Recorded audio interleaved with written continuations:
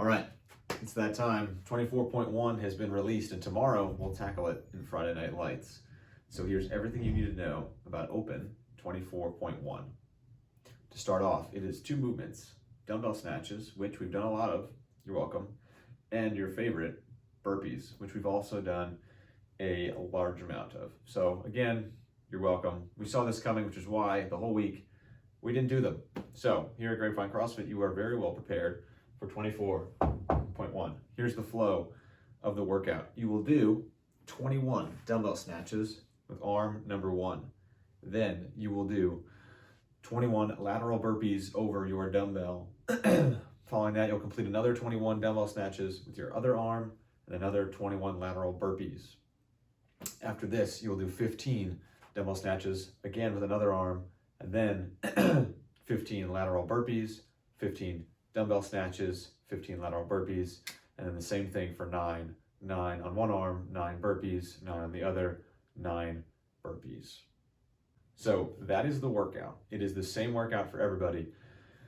Even if you're scaled, you'll still be jumping over that dumbbell, but we'll touch on that in a little bit. So things to think about in this workout. If we're scaled 16 to 54, we're going to use a 30 or a 20-pound dumbbell. If we're scaled 55 plus, we'll use a 20 or a 10. That's right, Jack, you get to use a 20-pound dumbbell. For our RX athletes, 16 to 54, that's our standard age range. You'll be using the 50 or the 35. And then for RX 55 plus, you'll get the 35 or the 20 for the ladies. Again, like I said, even if we're scaled, we're still be jumping over the dumbbell. Quick note about jumping over the dumbbell. That's something I noticed a lot of last time we did that workout with the gymnastics and the dumbbell snatches and the burpee over the dumbbell. A lot of us have a tendency to jump around the dumbbell or next to the dumbbell. Let's make sure we're jumping over it. And also when we're judging, let's make sure that we're keeping ourselves accountable to actually going over, not just around at the same height. All right.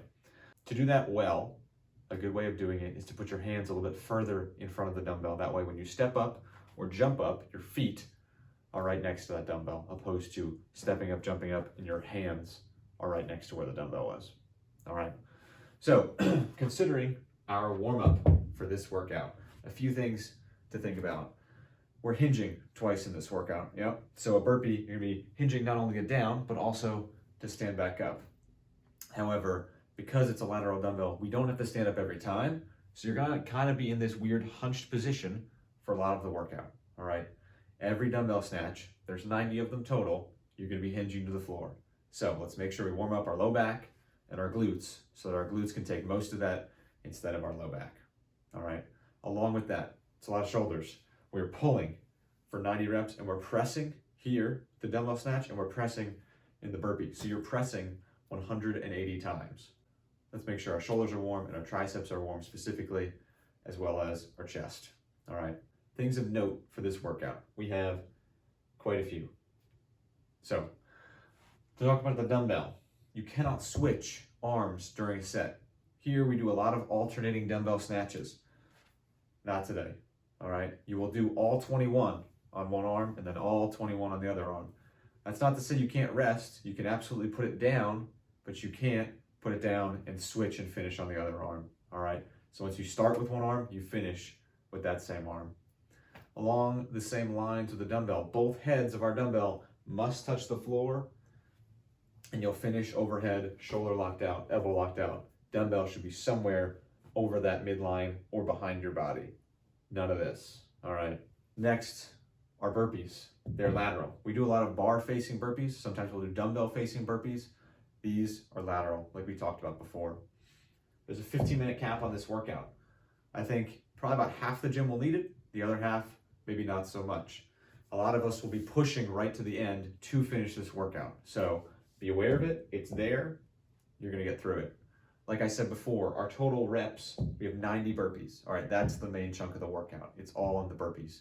Don't go out too fast. Don't blow yourself up. Control yourself on that first set of 21 and even on that second 21, and then really go for it once you hit the 15s and especially on the 9s. Our dumbbell snatches, our volume isn't as much, all right? We're only doing 45 on each arm. With these weights, you guys are all capable of doing that. We've done that 1,000 times. All right. Now, like I said before, you must jump over the dumbbell. All right. Not around, not next to, over. All right. So specifically set yourself up so every time you stand and move up from your burpee, you're going to be directly over it. All right. Next, you have to be aware that your tie break, if you don't think you're going to finish this workout, your tie break is the time you finish your second set of 21 burpees and your second set of 15 burpees. So if you think, all right, I'm about to get capped, I have a minute left, I have to try and push to finish these burpees. Because if you don't push to finish these burpees, then your time cap is maybe for the 21s, and maybe you're going slow on the way out, all right? So think about that as you're pacing through the workout. Final thing, the start of the workout, all right? It specifically notes that we're gonna start with our backs to the dumbbell. So the dumbbell's here, I'm facing this way. You'll turn and you'll begin, all right? You can just step right over it and go from there, okay? All right, so that is 24.1. That is everything you need to know about basically our standards of our burpee and our dumbbell snatch, of our scale and RX divisions, as well as just a few things to note that I thought of as I read through all the descriptions, things that we should point out, that we should be aware of, and then a little bit of the warm-up that we're gonna go over tomorrow. Everything that you guys need for your daily range of motion, dynamic range of motion, is on Sugar WOD. A full warm-up is on Sugar WOD, take advantage of that, and then a cool down as well. So when you guys tackle this tomorrow, Friday Night Lights, do your best, have fun, like always. We're gonna have a lot of people in each heat. It'll be a good time. We'll have some food, celebrate our fitness, and just enjoy the time as an affiliate and as a community here at Grapevine CrossFit. So get out there, have fun, warm up properly, stick to the standards, hold your athlete to the standards when you're judging, and have a good time. All right, have fun.